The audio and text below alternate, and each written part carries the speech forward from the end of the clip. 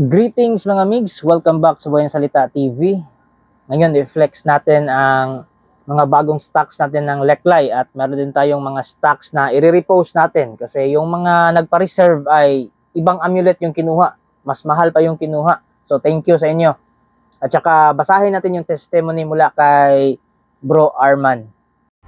Nga pala kuya, simula nung suot ko yung na-order ko sa'yo na amulets for attraction, parang nagkaroon ako ng attraction sa mga babae.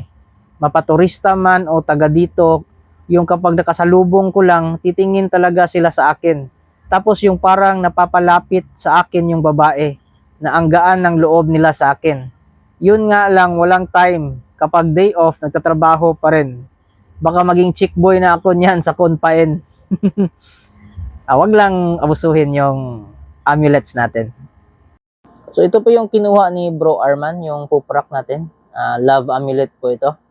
Tsaka kombinasyon yun ng Lume perfume. So meron na tayong testimony. Tsaka suki ko na to si Bro Arman eh. And aside from that, meron tayong kunpan. So ito ay amulet din na pangkarisma. So pambabae talaga to. O pambababae. Pero depende na sa inyo kung saan nyo gagamitin. Kasi pwede naman gamitin nyo ito sa pang-attract ng tao sa negosyo, di ba? Sa pamamasada, ganun. So, wag lang umabuso. Mga migs, meron itong kata o dasal na pangtawag o pangakit ng tao, mga migs. Pwede siya na ilagay sa sling bag, pero hindi pwedeng ilagay sa bulsa. It's because below the waist na yung bulsa eh. Below the belt na siya. Which is bawal siya. It's because meron siyang imahe ni Buddha. So, dapat sa may solar plexus siya or sa may dibdib. Ang kunpa na ito ay blessed by Ajahn Benz. Ang tawag nila dito ay millionaire amulet. So, meron siyang sakyan sa likod, which is pangtawag ng tao. At meron siyang serial code na 108. So, napakaganda na serial code niyan mga migs. It's because napaka-meaningful eh. Kasi yung mantra beads nga is 108. Napaka-meaningful niya kapag numerology yung pinag-uusapan natin mga migs. Meron din akong ganito, pero iba yung serial code. So it means hindi siya replica. So unahin natin itong green Leklay mga migs. So ang green Leklay po ay maganda sa negosyo. Kung ang negosyo nyo ay farming, pwede rin sa tindahan. Mayroon din siyang konting silver. Oh. Silver is money magnet. Tsaka yung negosyo nyo ay sa lupa, ahente kayo ng lupa, pwede din ito mga migs. Yan po. At meron pa tayong isang green na malaki.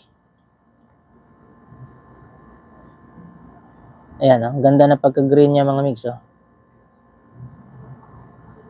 Yan. Meron din tayong multicolor mga migs.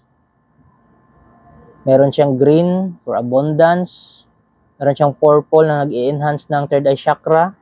Yung sa gilid niya, base niya ay black. So, pang grounding po. So, halos magkasing abilidad na rin sila ng King Leklay. At saka, meron ding silver mga migs. Money magnet. Meron ding gold for metallic na kayamanan na pag-a-attract. Meron din kaunting blue for spiritual healing. So, ang daming kulay mga migs. Yan. Tsaka reflective din siya mga migs. Ang reflective po ay pangsumbalik yan eh. Merong rainbow dito sa baba at klarong-klaro yung blue dito. So ang blue po mga migs is spiritual healing po yan.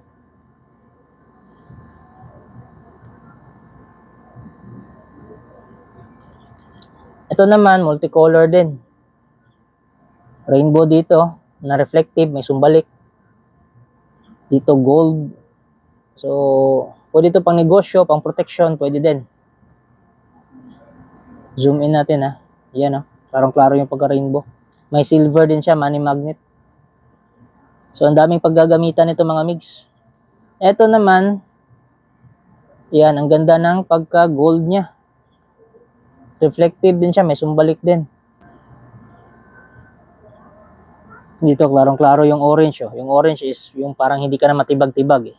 Stability yan. Ito, mga silver natin. Yan. Black silver, grounding, protection. Ang ganda na pagkabilog-bilog, oh. Ito din.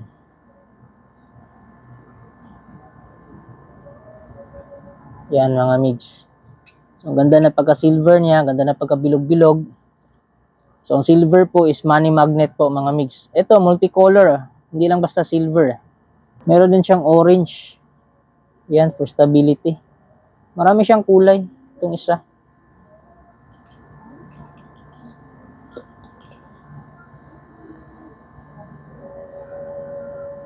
Ito naman gold. Yan. Ito yung sa gold na reflective. Actually, na-post ko to last time eh. So, wala pang nakakuha. It's because yung pinili nung nagpa-reserve nito ay ibang kulay na. So, mas gusto niya yung silver. Kaya yun na lang kinuha niya. At ito naman, napaka-rare. Ito yung pinaka rare na leklay na hindi natin basta-basta makikita. Yung bluish. Kasi ang blue po ay spiritual healing. So kung kayo ay balak na maging manggagamot o kung kayo ay may spiritual na sakit, o lapitin kayo ng mga spiritual na sakit, tulad ng mga bati, ganon, usog. So pwede ito sa inyo. Tapos mga bata na madaling magkasakit, bati, usog, ganon. At meron tayong rainbow mga migs, ang ganda-ganda na pagka-rainbow, kahit hindi na natin i-zoom mga migs. Ang ganda-ganda ng pagka-rainbow niya.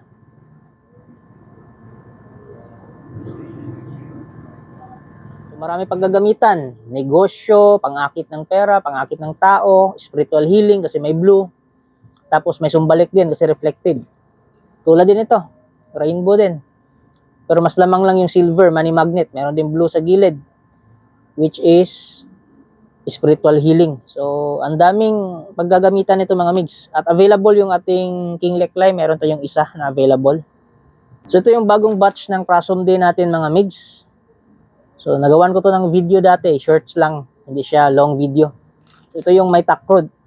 Tapos, meron siyang serial code dito sa baba. Iba-iba po yan ang serial code mga migs. So, hindi po siya replica. Galing siya talaga sa temple. Yung takrod is for prosperity. So, pangakit ng kasaganahan. So, meron itong dasal mga migs, Buddhist na dasal. So, depende na lang sa inyo kung naniniwala kayo sa ganyan na paniniwala. At ito pa pala mga migs, oh. Meron pa pala tayong silver at saka black. So magkahalong silver at saka King Leklay. Yung King Leklay natin is ultimate na yun na for protection sa mga kulam, barang, grounding stone na yun eh. Meron siyang silver na reflective, pang sumbalik. So kung gusto nyo ng malakasan na protection laban sa mga spiritual na sakit, pwede ito. At ito. Medyo may kamahalan lang ito kasi stainless yung pendant niya. Ito, medyo mas mura. Ito naman mga migs, ang tawag ito ay Meetmore. Ito yung ginagamit ko na pang-open dito. At saka ritualize din ito mga migs. So, pwede kang gumawa ng healing water gamit itong Meetmore natin. So, Meetmore means healer's knife. So, pwede nito pang exorcism. So, meron tayong stocks na ganito. Ito nasa video, akin to. Pero, kapareho siya ng itsura. Yun mga migs, meron tayong Kunpan, meron tayong Prasum Day, King Leklay, Healing Leklay, meron tayong silver. So marami tayong stocks ngayon mga migs. Kung kursunada yung alinmans mga ito, message na kayo sa FB page na Buhay na Salita TV. Yun lang po. Thank you.